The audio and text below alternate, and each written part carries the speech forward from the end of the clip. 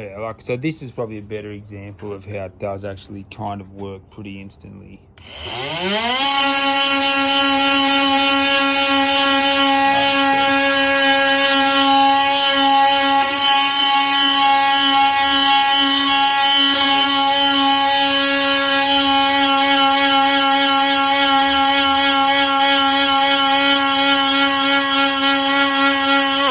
But yeah, you get what I'm saying.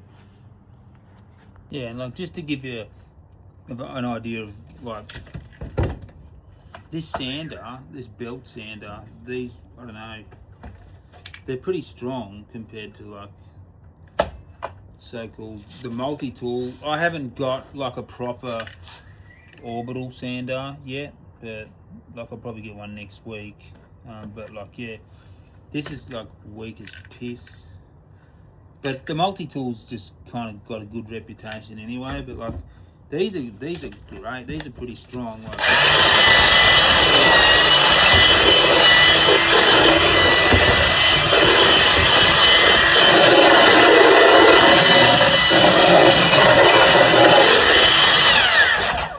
Like, it'll have enough grunt to move the chair on you, sort of thing. So, I mean.